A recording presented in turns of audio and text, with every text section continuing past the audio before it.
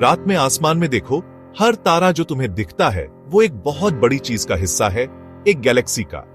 Galaxies तारों, ग्रहों के बड़े बड़े शहर हैं, गैस, धूल और मिस्टीरियस डार्क मैटर के, जो ग्रेविटी से एक साथ बंधे हुए हैं। हमारा घर मिल्की वे ऑब्जर्वेबल यूनिवर्स में अनुमानित 2 ट्रिलियन गैलेक्सीज में से सिर्फ एक है। जब तुम्हें आसमान में वो हल्की मिल्की पट्टी दिखती है तो तुम अपनी गैलेक्सी के अंदर से अरबों तारे देख रहे होते हो।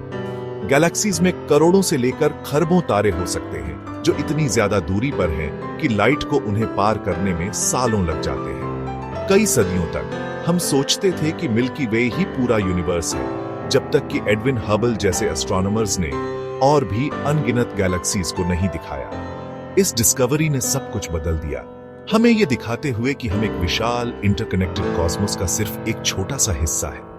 यूनिवर्स हमारी कल्पना से कहीं ज्यादा मिस्टीरियस और मैग्निफिसेंट है।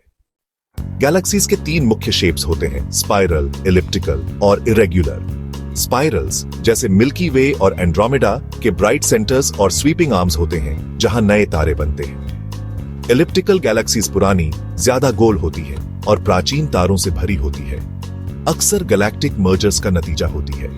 इरेग्युलर गैलेक्सीज स्ट्रक्चर को नहीं मानती, ग्रेविटेशनल इंटरैक्शंस या कोलिजन्स की वजह से क्योटिक दिखती है। गैलेक्सीज कुछ मिलियन तारों वाले टाइनी ड्वार्फ्स से लेकर खरबों तारों वाले जायंट्स तक होती है।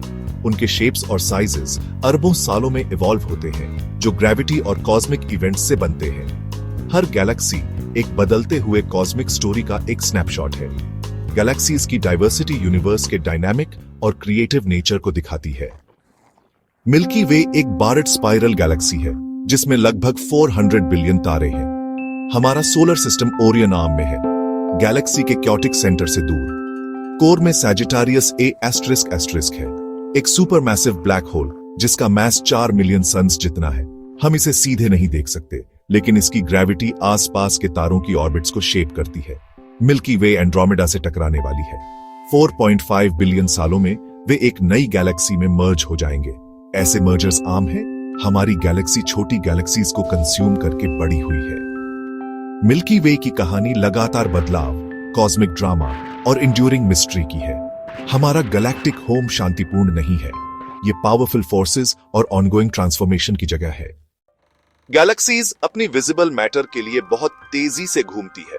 कुछ इनविजिबल, जिसे डार्क मैटर कहते हैं, उन्हें एक साथ रखता है।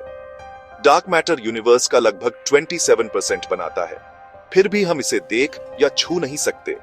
हम सिर्फ इसके ग्रेविटेशनल इफेक्ट से जानते हैं कि ये वहां है। साइंटिस्ट डार्क मैटर के असली नेचर की तलाश कर रहे हैं, इस उम्मीद में कि कोई डिस्कवरी फिजिक्स में क्रांति ला सकती है। गैलेक्सीज आइसोलेटेड नहीं है, वे टकराती और मर्ज होती हैं, जिससे स्टार फॉर्मेशन के शानदार बर्स्ट्स होते हैं। ये कॉस्मिक कोलिजन्स गैलेक्सीज को रीशेप करते हैं, अक्सर बड़े इलिप्टिकल्स बनाते हैं। हबल स्पेस टेलीस्कोप ने इन घटनाओं की स्टनिंग इमेजेस ली है, जो यूनिवर्स के डायनामिक नेचर को दिखाती है। गैलेक्टिक इंटरैक्शंस क्रिएटिव होते हैं, डिस्ट्रक्टिव नहीं, जो कॉस्मोस के एवोल्यूशन को चलाते हैं। यूनिवर्स एक रेस्टलेस जगह है, जो ग्रेविटी और डार्क मैटर के इनविजिबल हाथ से बनी है। हमारी डिस्कवरीज के बावजूद यूनिवर्स अनसुलझे सवालों से भरा है। क्या हम अकेले हैं? अरबों तारों और ग्रहों के साथ लाइफ की तलाश जारी है।